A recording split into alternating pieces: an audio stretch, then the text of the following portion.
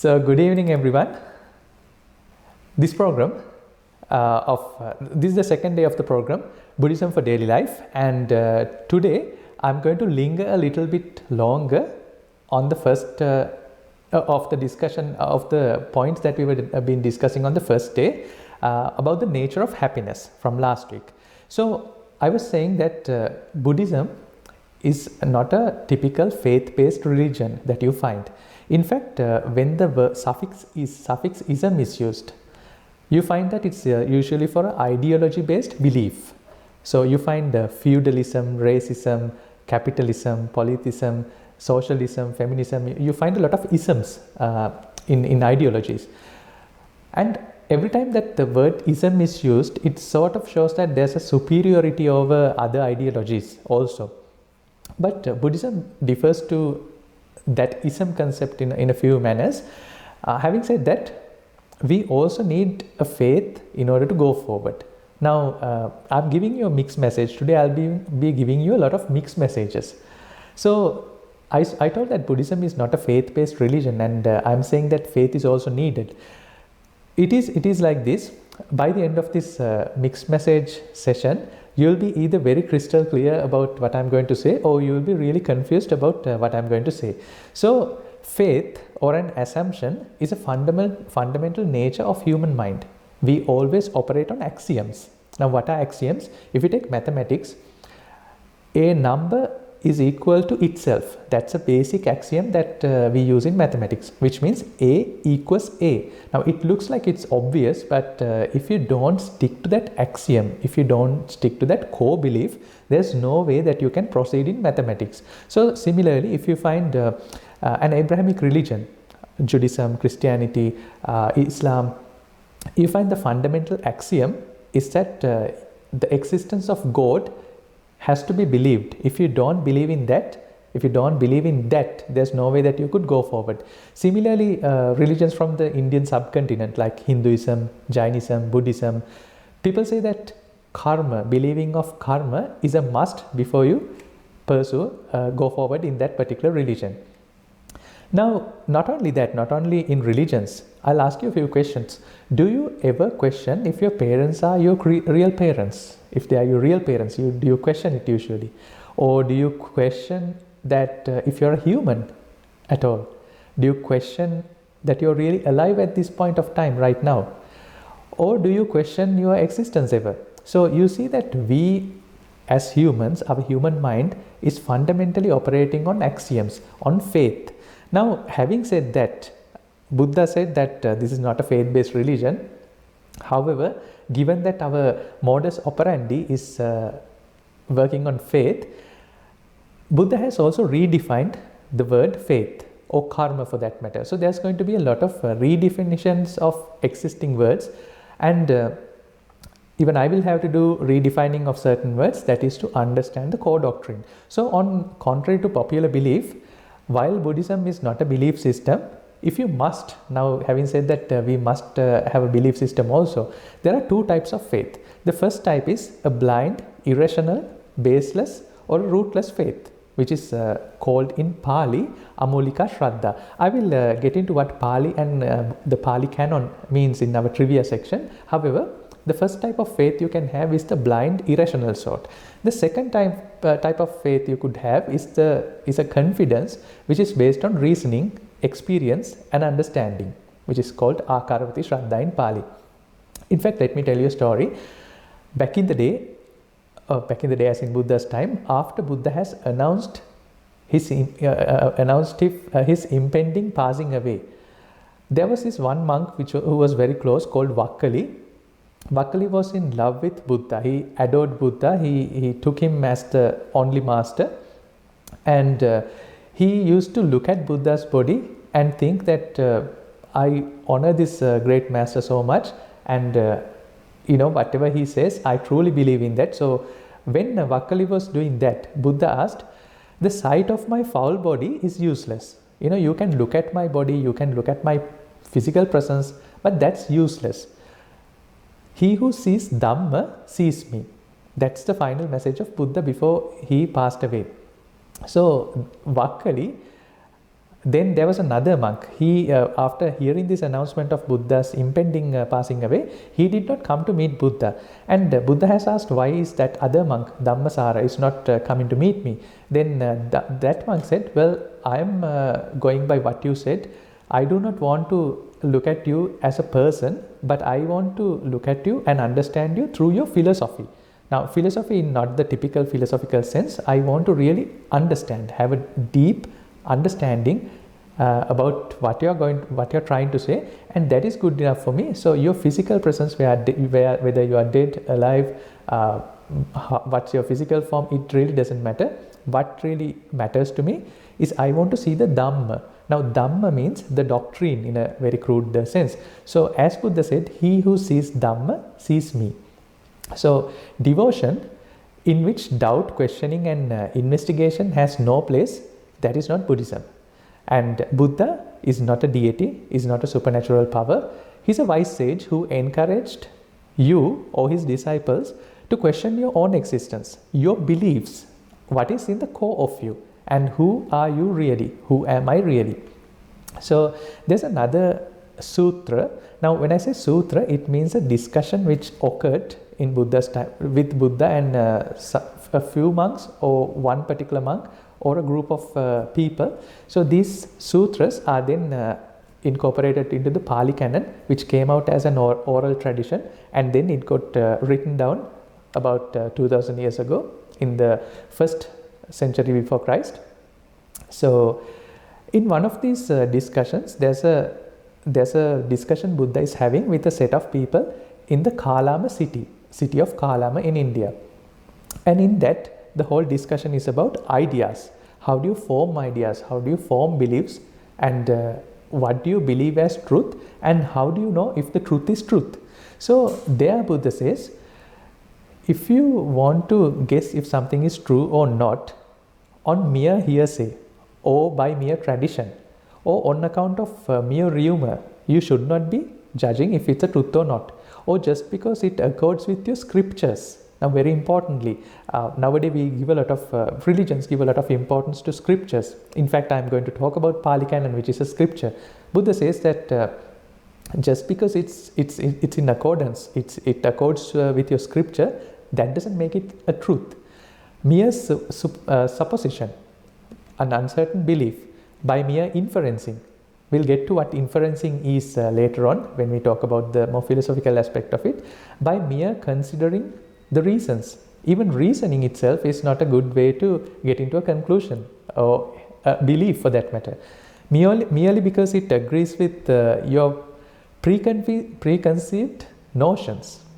Because the speaker seems to be a good person, because I am, or the Buddha is a good person, that is not a reason why you should start believing in me. Because the speaker is someone that you respect, that's also not a reason why you should figure out if this is true or not. So what do you do then? So Buddhism, or this whole doctrine, gives you a lot of space for you to critically question yourself, critically look at things, and instead of getting into a conclusion, rather look at how did I form this conclusion and what is my current conclusion. Later on we will also hear the word epistemology, and Buddhism takes an epistemic view on when it goes forward. So you see, Buddhism typically is not a religion like we find in many religions. It does not have these components. However, with time there has been added a religious component to it, which has a great utility on its own. So I'll be touching on that part as well. So that's a little bit of what Buddhism is. And from last week I asked you a few questions. I will ask you again rhetorically. So one of the few questions I asked was self-actualization. What is self-actualization? Has it hit with these problems that why are you here? What are you doing? What is your life? What will happen to you after death?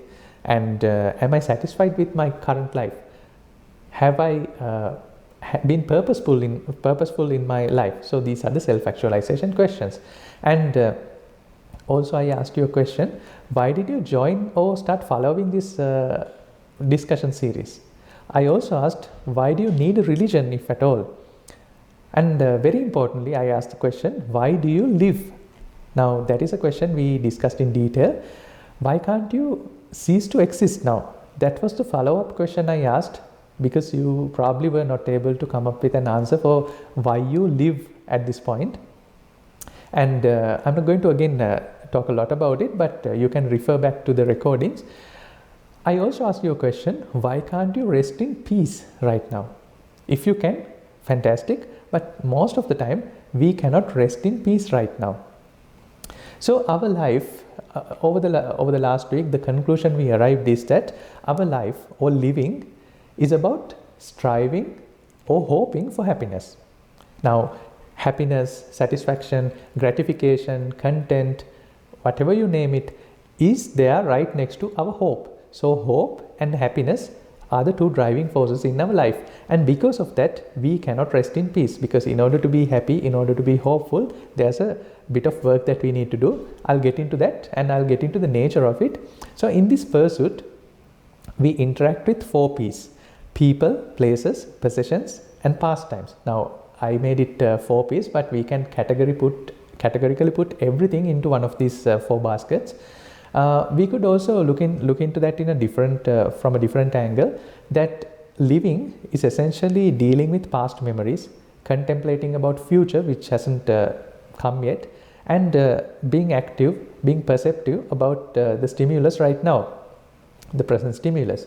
So this is life, and in this pursuit of happiness we have to interact with these 4 P's: people, places, pastimes, and possessions. And the second thing I brought out last week is that it's all about my satisfaction. I want it for myself. Now, happiness is usually selfish. It's egocentric. I'll tell you why. Every time we want to be happy, I want to own it. If it's a place, I want to own it. It is my place. It's my country. It's my toy when you're a child. It's my book, my lover, my house, car, job, status, even enlightenment. If it's someone else's enlightenment versus your enlightenment, which would make you more happy? If someone else gotten the enlightenment, or if you have gotten enlightened yourself? So you see, even for enlightenment, it has to be my enlightenment. Now, I'll go forward and just show you the facets of this whole happiness game. Let's take another example. Now I'm saying that happiness is all about me. Now you probably might think, well, it's not always like that. We do things for others as well. I'll take an example. There's a mother who's not so well off, not very well off, and she has a limited amount of resources. Every woman likes to dress nicely, buy the cosmetics, buy new garments, etc. However, this mother does not want to spend on herself and do things which makes herself happy. But on the other hand, she wants to buy something for her kids, do something for her kids. Now this looks like that mother is so selfless. She's doing it entirely for her kids. I'm doing it for my kids, but is she really doing it for her kids? And when we say that she's doing it for her kids, to what end? By doing that, to satisfy her own moral obligation or satisfy her own wish. Now, related to you, what you are doing selflessly, you might think that it's a selfless activity, but isn't it really trying to satisfy a wish that you have? So that is why I concluded the other day that satisfaction is always about me. It's my satisfaction. And my satisfaction always depends on an external cause. Now that's the other part. So the external cause could be one of these 4 P's: a place, a person, pastime, etc. And you probably have figured out by now that Buddhism, the vibe that Buddhism is anti-happiness. So Buddhism is not a really anti-happiness religion. Happiness, or aswada in Pali, is one of the core areas of concern in Buddhism. Buddhism really wants you to identify what happiness is, identify the nature of happiness very well, identify it in full actually. So enlightenment lies right next to understanding happiness. So it's not about all suffering. you need to really understand what happiness is. So usually when you hear priests or Buddhist monks, they would say all the bad things about life, how life is so bad, how life is unpredictable, and how so many things could happen. Now you find the same sort of discussion from politicians, especially if they are in the opposition, that something bad is going to happen. And you will also find a similar talk with insurance agents. Whenever you meet an insurance agent, they will tell you that 1001 ways that you could die and some catastrophic event can happen to you, and that is why you should get an insurance cover. So similarly, priests, politicians, insurance agents, they talk about the negative aspect of life, but most of the time, at least the latter two, they have some ulterior motives that it's basically to scare you and direct your thinking to a particular way. So here what we are going to do is, instead of starting from that negative aspect, we are going to start from the positive aspect. Without taking suffering into consideration, let's look at the happiness of the existence. So usually religions are no fun. In order to be happy, in order to go to heaven, or in order to be even enlightened, most of the time you need to do a lot of sacrifices. So you do all these sacrifices in your current lifetime, thinking that you will get a better place, a better spot on a future afterlife place. And personally, I have been always an optimistic person because I was an entrepreneur, so I had to be optimistic. So Buddhism is not a doctrine again. Now that I have told it's about happiness, it is also not an optimistic religion or optimistic philosophy. It's not about wishful thinking. It's neither pessimistic. It's not about adopting a negative mindset and looking at the world in a negative form, negative manner, but it's about reality. So that is one beautiful thing that I figured out, which lacks in many religions. It's usually either very pessimistic or very optimistic, or it adopts a very positive outlook towards life existence, or a negative outlook. But here you see things as it is. Look at the reality without really judging it negative or positive. You look at the reality. So question again, if our lives are about being happy, let me ask you a question. Can we be 100% happy? Not just satisfied, but can you be happy to the 100%, to your fullest? Is it possible? Now think about it yourself. Can you achieve your ultimate happiness? How do you know if you have achieved your ultimate happiness? Is that if you are there, you will be able to rest in peace. So that is when you know that you have achieved your ultimate happiness. If not, you have to do something, some interaction with the 4 P's, and then keep going in that race that you usually do. So happiness a person would have usually is always inhibited. Now why I say inhibited, you know that there's uninhibited fun. Usually when people are high on narcotics, high on drugs, they have uninhibited fun, and kids, they have uninhibited fun. But usually an adult, whenever he wants to enjoy his life, want to have some happiness, he will be inhibited. I'll take another sutra. Sutra means a discourse from the Pali Canon. There's a sutra called the Bhaya Sutra. So in that it says that 4 elements why a person would not be able to have uninhibited fun. The first one is that there's always fear of punishment. There's law, that law is not usually a very fun thing. Like religion, law also doesn't allow people to have fun or be happy as they would like to. It always, for good reasons, for practical reasons, it always limits the things that you could do. I was living in the Kingdom of Saudi Arabia 10 years back. At that time, there was a lot of options which I usually had to entertain myself were not available. So law or the norm of that country or norm of that particular culture inhibits from you having 100% fun. And another inhibiting factor is that everyone has a fear of sin. Everyone has a good or bad, which is very cultural again, which is very cultural. However, everyone has a fear of sin. So if you do some activity, what will happen to you in the afterlife? Like, for example, what if you eat beef if you're a Hindu? What if you consume alcohol if you're a Muslim? There's halal, there's kosher, there's vegan. Even our food are restricted. We cannot have 100% satisfaction because of this fear of sin. There's always a very important factor, a third important factor, that is the fear of self-criticism. Now, you can have fun, but you have your own internal moral compass saying, well, this is wrong and this is something that you shouldn't be doing. There's internal criticism, internal blame. Enjoying a sugary treat, if you want to eat candy or if you want to eat high calorie, it always says, well, I cannot eat this because it's going to be bad on my health. So there's something which inhibits you. So there's so many self-imposed principles that you would not do certain things that you would have really wanted to. And there's a fourth reason which is even more dangerous. That's the fear of being accused or blamed by the others who are around you, the society. So this also is an inhibiting factor where you will not be able to have 100% happiness. Now, we live for happiness.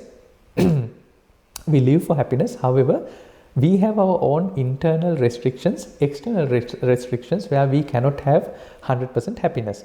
So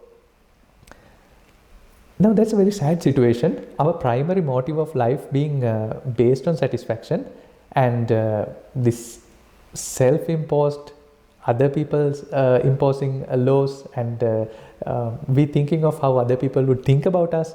Now that all reduces our ability to have 100% happiness.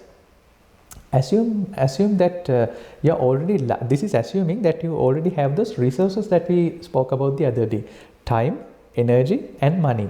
So assuming all that, still there are restrictions you have that where you won't be able to have 100% happiness.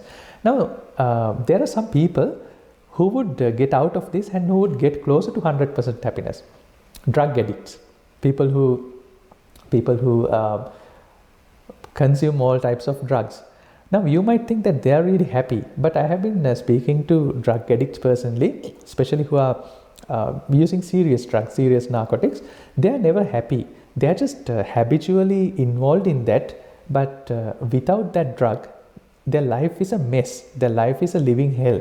So there are people who are crying to me in tears, that saying that they really want to get out of this habit, but it's very hard for them to get out of this habit. So it's not really a happy place being a drug addict. Probably they are in some sort of a trance while they are on the drug, but right after they are off the drug, they are miserable. But there's another set of people who are more happy than most of people, who would be more closer to 100% happiness. Those are the crazy people, the manic people. Now there's this bipolarity in everyone. There's a stage of downward negative emotions, and then there's an upward emotion. So you have the depressive sort of emotions, and then you have the manic sort of emotions. When you are ecstatic, when you are euphoric, usually you talk a lot, you are very upbeat. When you are in that manic form, you are also quite uninhibited. But again, if you ask a crazy person, you can never be in that manic stage forever. It's usually bipolar, and it also comes with so many other issues that a person has to go through. The third category, or the third person who would be really happy, at least close to 100% happiness, would be the children. When they are really young, they would be happier compared to an adult, and they will be able to have more uninhibited fun than an adulthood. So when they grow, you get bombarded with different rules, laws and norms where you have to be inhibited. So a child is another one who would be closer to be having uninhibited fun. But the sad thing is, do you want to be any one of those if you want to have 100% happiness? Well, we ruled out drug addicts, but would you like to be a manic person if you want to be happy? If you want to, even if you want to, can you become a child for that matter? So it's not possible. So you see that we are sort of in a deadlock. Our lives are about being happy. However, we cannot achieve 100% happiness because there's inhibition. So what should we do about it? There's another category who are 100% happy, who are 100% content. Someone who has found liberation or enlightenment. But let me remind you again, we are not going to be imagining things right now. This discussion series is about you. So forget about all the people who are 100% happy in heavens or who are enlightened. This discussion is about you. What is our current state of mind? So the closest you could get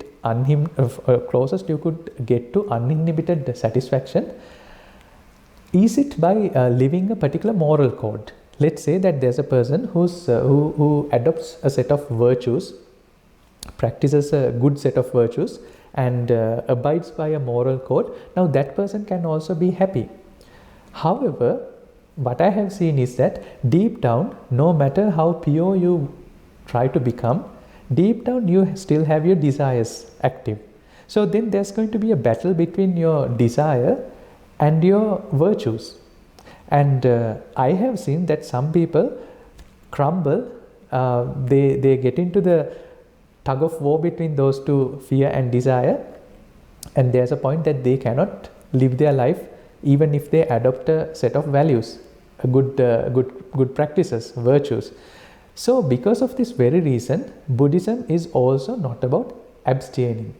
It does not promote abstaining. Of course, for certain practical reasons that you could abstain from certain things, but in the core of Buddhism, abstinence is not a philosophy. In fact, Buddhism rejects abstinence if a person is on a path of real enlightenment, and if he thinks that abstinence will give me liberation, he is or he has not still understood Buddhism in full. He hasn't really found the path to entry to enlightenment. So Buddhism rejects abstinence in that sense also. What would be the next way that you can be 100% happy? Say that minimalism. If you try to cut down on things, if you start becoming minimalistic, then also you can be happy.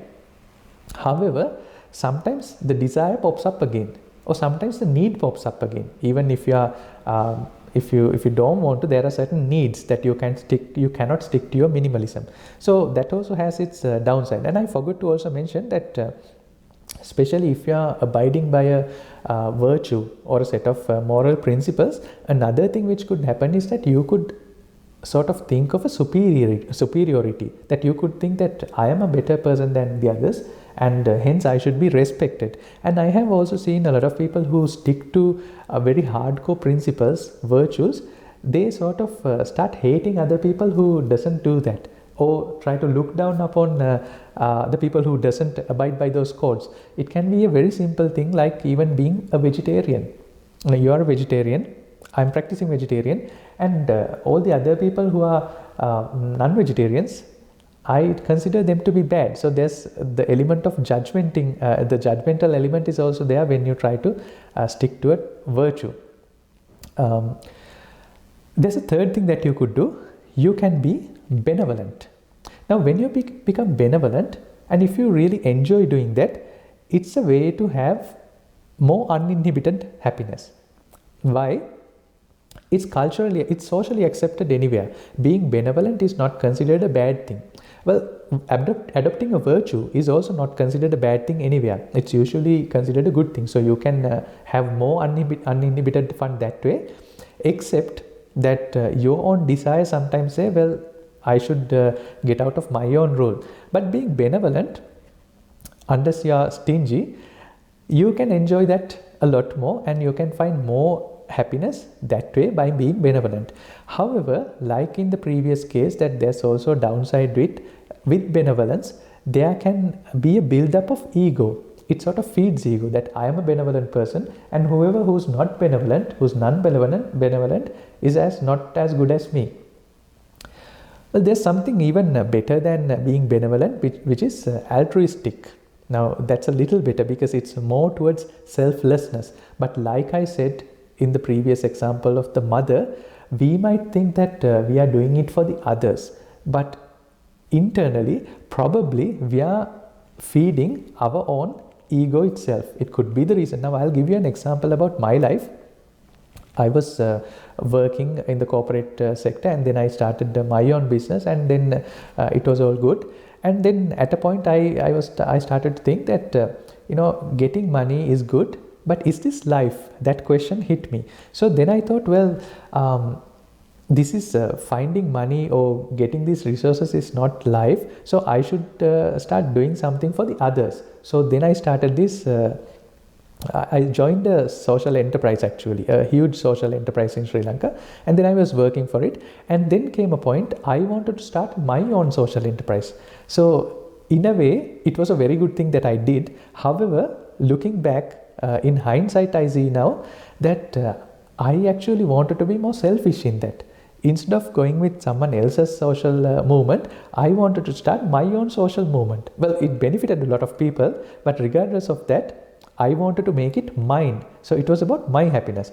And then the next thing happened was, with this social movement, a lot of people wanted to collaborate with it, but I said, well, my idea is way superior than yours. I do not want to collaborate you. So I had that mindset, and I also was getting a lot of ego boosts when I would appear on television, on newspapers. Every time that happens, I would also get an ego boost, thinking that I'm doing something really nice, and my benevolence is socially accepted everywhere. So it sort of keeps added. It kept adding on my own ego. And then I happened to go and meet one of another social entrepreneur in the Philippines. And when that happened, he was just lunch with me, and over the lunch table he was telling something about himself. He said, I'm directly impacting about 4 million people. However, in my social engagement, my name is not mentioned, because I do not want me to be promoted. I want my cause to be promoted. That's what I wish for. And at that moment, it really struck me. In my case, it was not that. I did not want to collaborate with these other social groups. I wanted it to be my own initiation. I wanted to be my figure has to be there. So then I felt so bad about myself. I thought, well, I'm going to dissolve my name out of this movement and try to really make it about other people's goodness. So even with benevolence, practically, while benevolence is so nice, it's so good, it can still have this component of feeding on your own ego. Now, it is definitely better than being very selfish. However, it can also add on to becoming more egoistic. So altruism, benevolence is good. So doing these type of things are more uninhibiting. You can find more uninhibited happiness by doing those. And there's another way, if you really want to find uninhibited happiness, meditation. Now, when you get into meditation, if you commit yourself a little, and if you have a practice of meditation, you can get into different states of mind which are really blissful. However, like I said, doing that is not so easy. You need to have a lot of commitment. You need to sit down. All you need is time commitment. So if you have the time and if you really want to do it, anyone can do it. However, a lot of people do not have this one single thing, the time.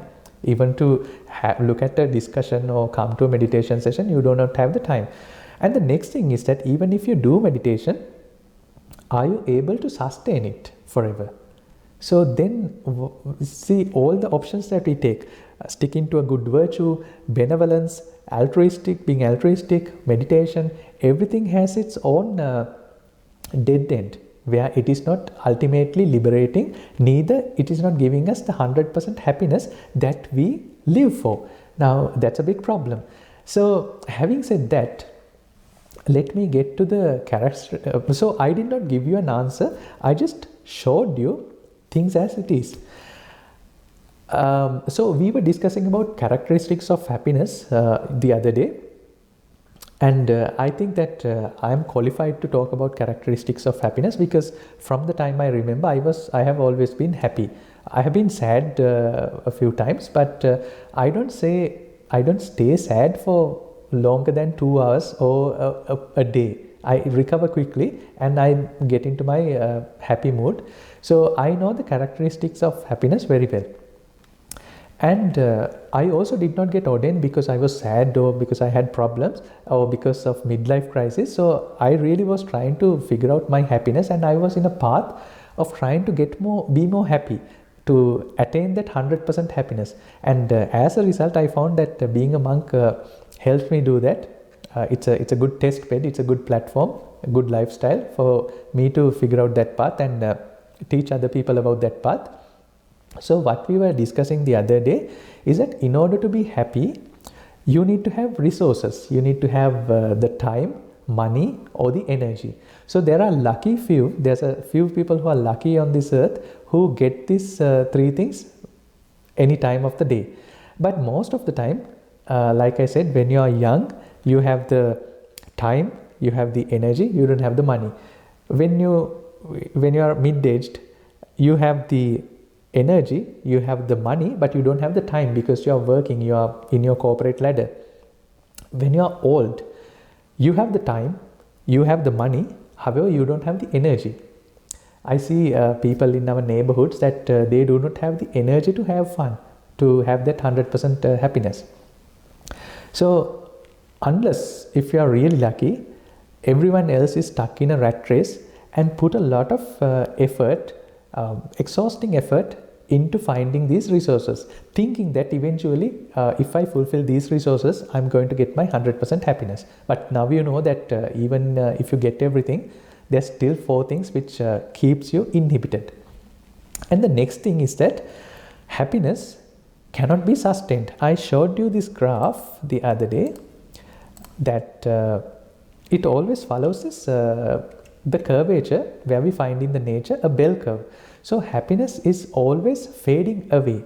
You cannot sustain it. It's like an ocean wave which can never be stopped unless you freeze that ocean. Ocean waves are always flowing, so you cannot stop it.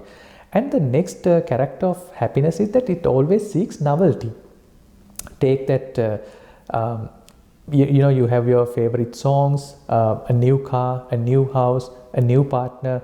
You always seek for novelty.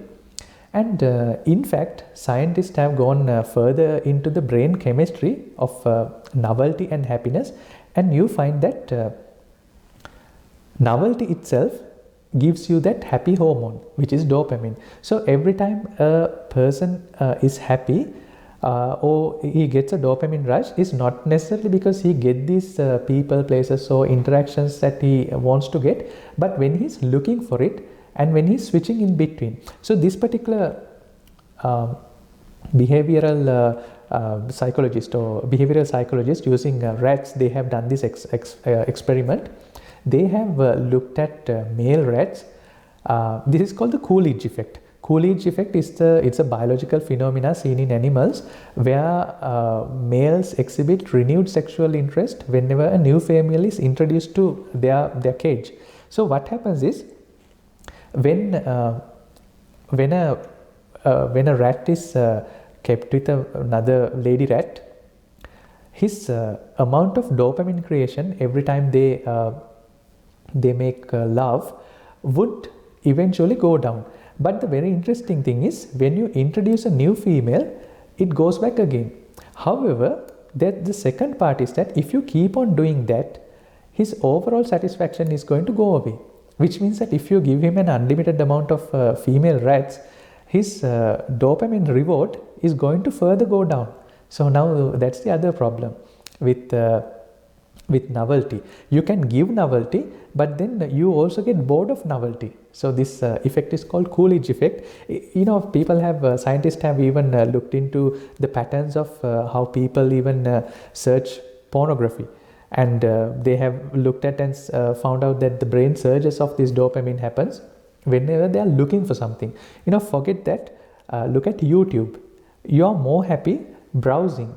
That's why platforms like TikTok or YouTube or Facebook, they continuously give you an unlimited amount of feed where you can keep going, keep looking for novelty.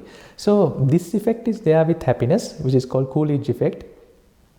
And whenever I say these things, I'm not trying to push an idea towards you, but with these examples, you can try to relate it to yourself. So I'm not just trying to create something up, I'm just showing things which are available in the spheres of knowledge that we know. And you can see if that relate to myself, to my behavior of happiness.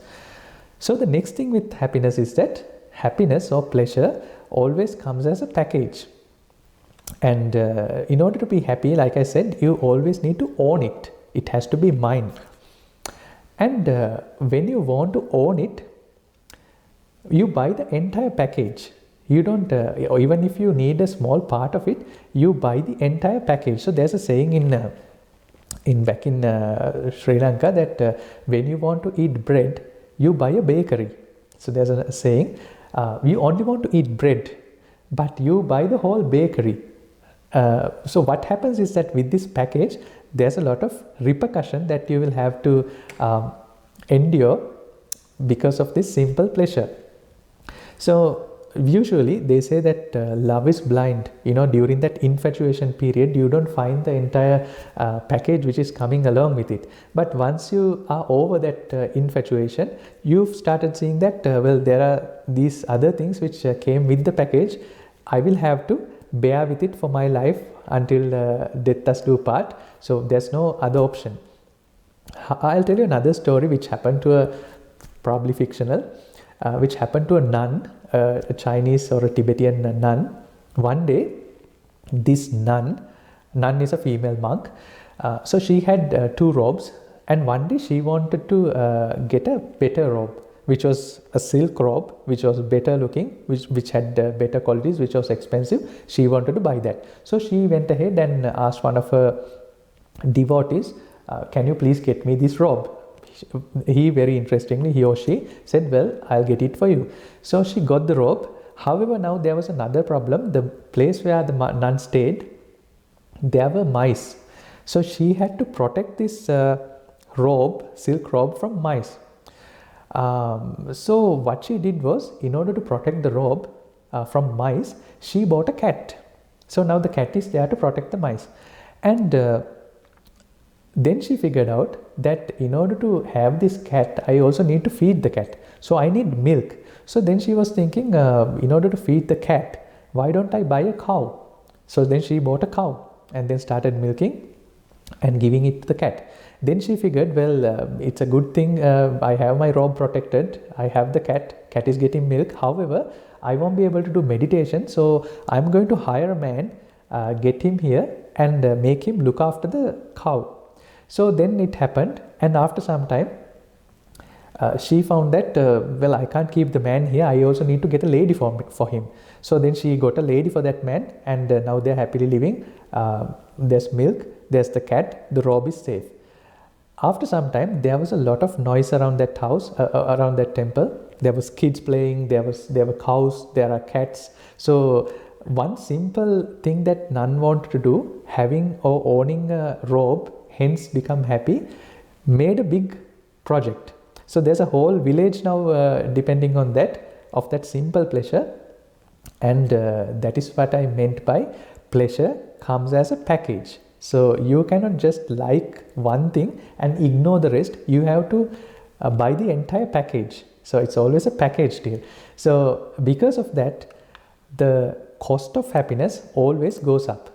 Why I said that was, when you get older, you cannot be happy with simple pleasures. You need to have more and more money and find more resources to fund that happiness. So the cost of happiness always goes up as and when you grow. So those are the effects of, or rather the characteristics of happiness. And going further, we can never be fully content with whatever the happiness we have. We always need an upgrade. There's a very famous saying that the grass is always green on the other side. So let me put it this way. It's like we have 6 tanks that we need to fill daily, and these tanks has a leak. Now what are these 6 tanks? We have, at least in Buddhist philosophy, we talk of 6 faculties. We talk of 5 senses usually: eye, ear, nose, tongue, and the touch. So those are the five senses we have. So in Buddhism, we use this word 6 faculties. The same thing: eye, ear, nose, tongue, touch, and the mind. Mind is the sixth faculty. So these six faculties has to be continuously, every day we need to keep them entertained, because they are seeking entertainment. That is our whole existence. Our existence is about that. We want to be happy and we are hopeful about that happiness. That keeps us going. So in order to entertain these six faculties, we need six more faculties. For eye, we need images. We need to give the eye good images and make it happy. We need to give good noises, good sounds to the ear and make it happy. So on it goes. We need to give good thoughts, feed good thoughts to our mind, so it will be happy. So every day when we wake up, today when you woke up, you started filling these water tanks.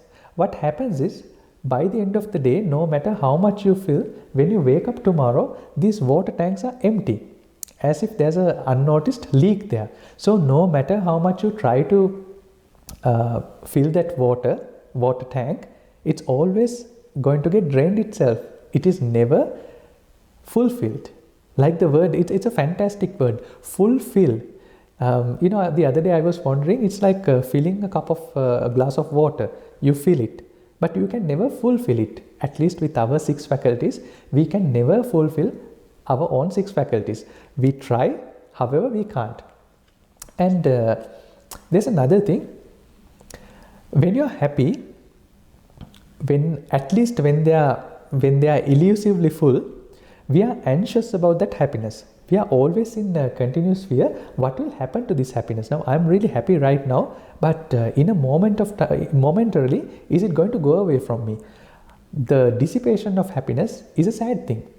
And you can be anxious that I am really happy right now, but can this happiness be taken away from me at any given point of time? Is that possible? And if it is possible, I'm anxious about it. So even if you are happy, even if you try to fulfill yourself, you're still not out of this anxiety. And there's more. So when you can't fulfill, the next part, when you cannot fulfill, there's always a lot of anger. Look at all the people who are fighting. When they can't get what they want, the next immediate feeling that you have is anger. So with anger, you try to do all destructive things. And if you try to do these destructive things, but the other person is more powerful, or the universe is more powerful than you, your anger turns out to become frustration. And when you cannot fulfill, there's anger, there's frustration, there's exhaustion, there's anxiety, there's worry, there's apprehension. So there's all sorts of these emotions when you cannot fulfill what you want to fulfill. There's another part to it, the impatience. Now take a simple example. I know a lot of people are crazy about BTS these days, and every time when they are having a concert, I know a lot of people who are really fans, especially youngsters. They're so impatient about their next concert. So there's a lot of impatience. Just imagine that there's a new TV series or a new movie which is coming this summer. If you really like that movie, you can be very impatient about it. So there's a lot of longing, yearning. If your partner is somewhere and if you want that partner to return, there's a lot of longing. Even wanting to travel without masks. People are worried about that. People are making a huge fuss about it, because they are yearning to have that. So there's impatience. So with this happiness, this is also side effect of happiness. You can also see this character whenever you want to be happy. Actually, the next couple of days are going to be more on this particular thing. What will happen when you cannot be happy, when you cannot fulfill yourself? I personally hear grievances from people practically every day. So I know how unfair life has been to them, how hard life is to them. In fact, I have heard it somewhere. One day a person who was really upset, he has told his friend, you know that I have a great trick. Whenever I am very unhappy, I have a trick. I go to the temple in Sri Lanka, in a Buddhist temple. You usually have to go bare feet. So you remove your shoes and keep it at the gate. And that's how you go inside the temple. So this guy has said, whenever I have major problem that I have, I would go to the temple and mix up all these shoes and then come out and look at people who are returning from the temple. And when they are so confused and when they are so angry, I forget my problems. So similarly, I'm hearing a lot of grievances from people all around the world, regardless of their nationality, black, white, brown, yellow, regardless of that, everyone is grieving about more or less the same thing. And when I listen to all these problems, in a way I feel quite lucky, and I don't think I will ever be sad, because they have bigger issues and the issues I have are really minor. So listening to all this, I know that people can have a lot of issues. So most of these issues are about not being able to fulfill their wishes most of the time. I liked something came in between and I cannot fulfill my wish that way. So that's another nature of happiness. There's another very interesting nature of happiness, that great happiness is always unplannable. Now, I'm sure that you know, take a surprise birthday party. A surprise birthday party or a surprise anniversary is always better when there's this element of surprise. I mean, you cannot be happy if that surprise wasn't there. If you already knew, if you had to pretend it, it wouldn't be that happy as a surprise birthday party. So the problem is that you cannot plan for this element of surprise. Well, others can, but you cannot do it yourself. The moment you start planning for your own surprise, it is not surprising anymore. So the real happiness cannot be planned. It cannot be controlled. Now that's a major downside of trying to have happiness as our primary driver. And when we cannot plan for that, that's not good. So there's this unplannable nature also associated with happiness. And let's look at another nature of happiness, that we all have wishes. So when we wish, for example, kids, they wish that I get my PlayStation for Christmas. Imagine that wish is granted, like a genie or a god comes and gives you that wish. Imagine a kid wanted to get a hockey stick which could shoot goals every time. It's a lucky magic hockey stick. Every time I shoot, it is a goal. So if a kid gets that type of a hockey stick, can he really enjoy hockey? That's the next question. So let's take a adult example. There's car races. There's Schumacher and everyone, they do this car races, speed cars, fast cars. Imagine that Elon Musk comes up with a Tesla car, which is a magic car. A car driver, a rider, if you have that, it's guaranteed that you will be winning every time. It's absolutely guaranteed. It's 100% guaranteed that you are winning every time. So for a rider, will car racing, would it be fun anymore when he wins every day? So there's this other thing with happiness. Despite everything that you are striving for, you are usually striving for it, you are in the rat race for it, but if you get everything you want, can you be happy with that? When everything is given to you, can you be happy with that? So we discussed about a few people who wanted to end their lives when they were too happy. So those are the characteristics of happiness. So in a nutshell, you need to work really hard for happiness. For most of the people, what happens is that you only keep working, and that is your existence. And even if you are happy, the moments that you are happy, you cannot sustain it. It comes and it goes like the bell curve. And the happiness is always has a lot to do with seeking novelty. You cannot be happy with the same thing. You cannot be happy with what you have, but you want to seek novelty. You want to see the pasture on the other side. And pleasure also comes with a package. It has its pleasure component, the reward component, but it also has its own repercussions most of the time. It's never package free. It always comes with a downside. It's like a deal. Whenever there was this very particular saying that a lot of media platforms are for free. Google is free, YouTube is free. But then there's a saying, if something is free, you are the product. So happiness is also like that. It is never free of charge. It always comes at a cost, and you need to buy the entire package. And Even if you have all that, you can never be fully content. Why? We do in a day, during a day, we do everything to fill up our water tanks. However, the next day when you wake up, they are drained, they are empty, as if there's some leak where we cannot fix. And when you cannot achieve these things, all the negative emotions gush through you. I don't want to talk about it, but I'll be talking a lot about it during the next few days. So what happens when you cannot fulfill your own wishes, when your wishes don't come true, when your hopes and dreams are shattered, what happens then? So even when your wishes are coming true, when everything is served to you on a silver platter, you get bored of it. So there is no perfect place on this earth, at least on the earth where you can be 100% happy. Probably there's out of this world, but it's a guess.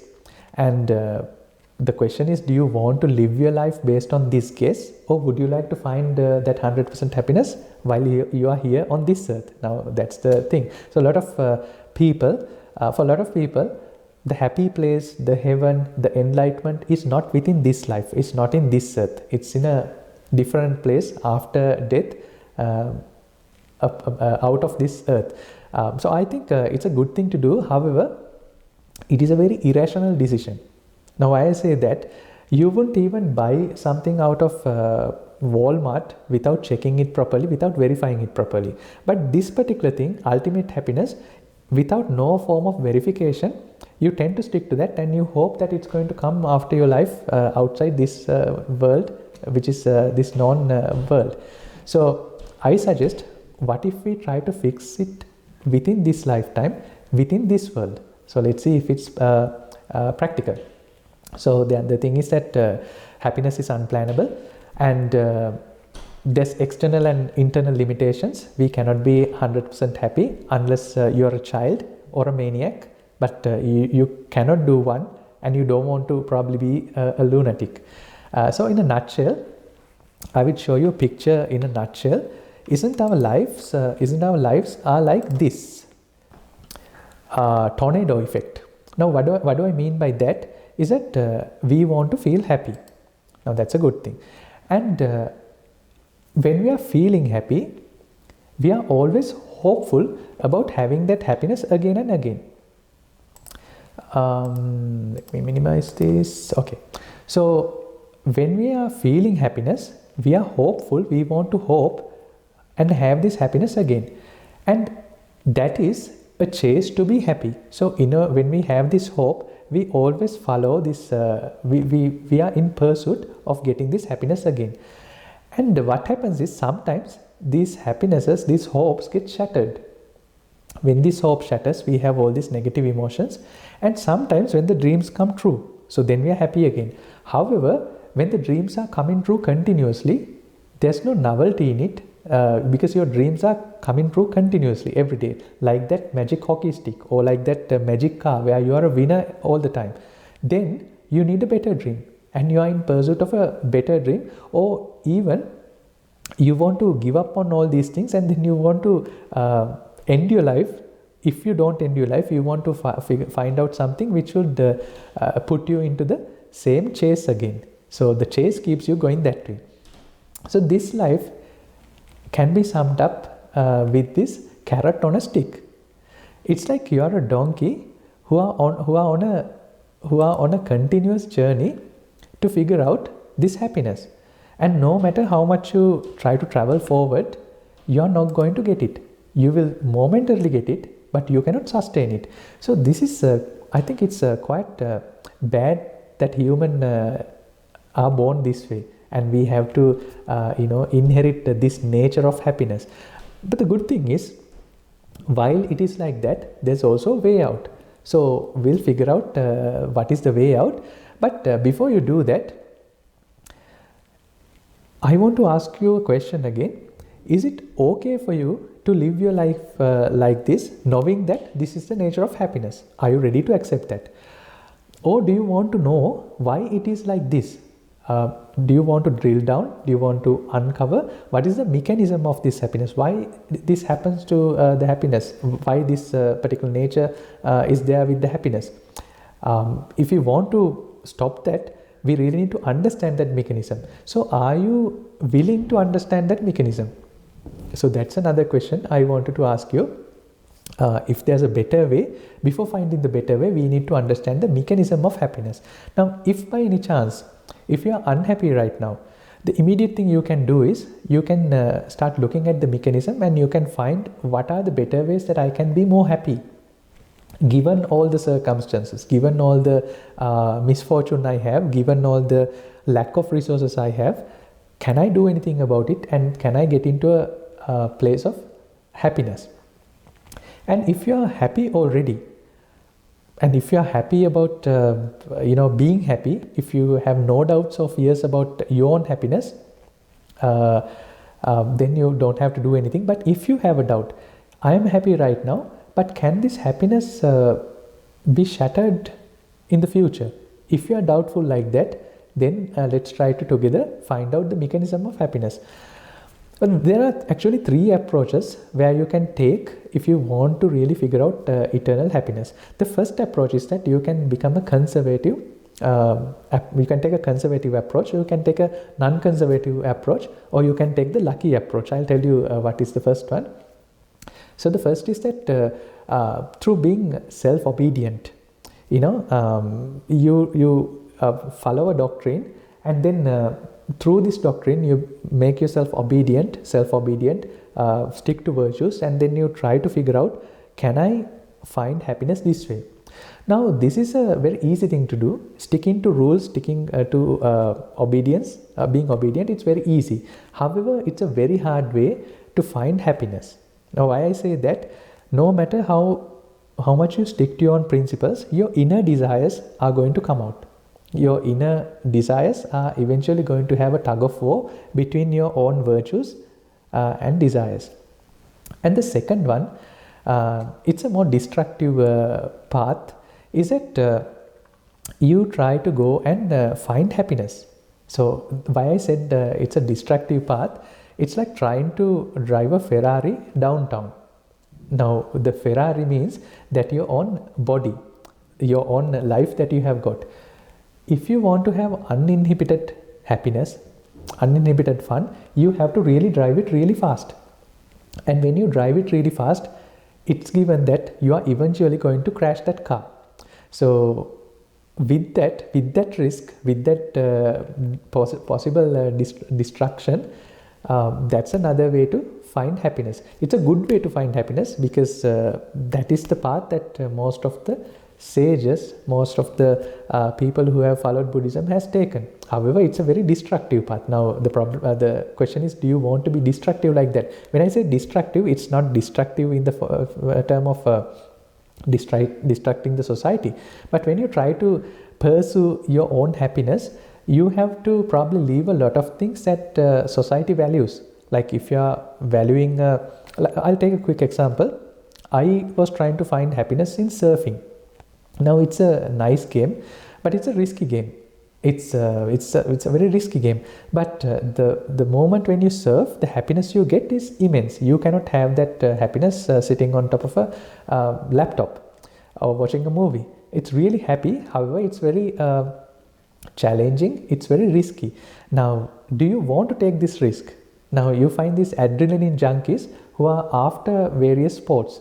So they are very rewarding. At the same time, we are very destructive. So if a person wants to have or wants to pursue this 100% happiness, you have to take a destructive path. And if you by any chance want to take that path, please be mindful that not to harm others around you and the society, which is not a nice thing to do, because you probably want to have be happy, but you shouldn't drag others into that destruction. So be mindful of that. And there's a third thing, which is the lucky thing. Now, I was reading a book of Proverbs some time back, and then something really struck me from book of Proverbs, the Old Testament. Yes, Old Testament. That the God, I will always laugh. I will also laugh at your calamity. I will mock when the fear come to you. So that's a fantastic phrase. I will laugh at your calamity. Now, why is God laughing at your calamity? It looks like such a bad thing to do. But again, think back in your life, you have really been learning something when the calamity strikes you. COVID has taught people a lot of lessons that they wouldn't usually find. So every time something bad happens, when unluckiness strikes, then you become really lucky. So again, another oxymoron, another confusing statement. There's a third path. When you're really unlucky, there will be luck for you to figure out yourself. So we have been discussing the nature of happiness today, and it's very important that you try to relate it to your life and see if what I'm saying is really true. Am I trying to come up with a version or a doctrine which is which is not relatable to this world, or is it relatable to this world? When I say this world, is it relatable to you? So these are my eye-opening comments. I'm just showing you things as it is. And next week, what we'll try to do is, we will try to figure out, if you want to figure out why is happiness is bound by these characteristics. Why is happiness like this? Why is it happening this way? Let's find out the mechanism why it is such, and then let's see if we can fix it. Well, like I said, it's not an instant noodles. We won't be able to have a quick fix for this. We won't be able to have a band-aid, but it's a very long-term process. But in the meantime, we can have solace, which is better than being sad if you are sad already. But if you are happy, if you are content right now, and if you have doubts about your content, let's figure out if there's a mechanism to get out of this, and if there's an ultimate happiness that everyone talks about. So that is going to be the discussion for today. So I would like to open the forum for any questions you have, and I still did not answer Jason's question from the previous week, and I will have to postpone it for the next week. But within this week, if you any of you have any questions, it's a good time to speak. If you have no questions, I'm always available in this temple. You can reach here, or you can connect through whatever the medium that you found this discussion. So we can have a question. I can answer your questions. And next week, let's try to see, why is happiness like this? What causes happiness to have these characteristics? What's the mechanism of us being happy? And is there a way to sort of break this counterintuitive cycle of trying to fulfill and not being able to fulfill? Is there a way to break this vicious cycle? Let's figure out that next week. So until then, Theruvan Saranai, which means may the triple gem bless everyone, and be happy. And if you are not happy, see why you are not happy. And if you are happy, see why you are happy. And if you are happy and if you are still doubtful about your happiness, let's see why that is. So with that, I wish everyone good evening, and let's meet next week, same time, 7 p.m. Theruvan Saranai.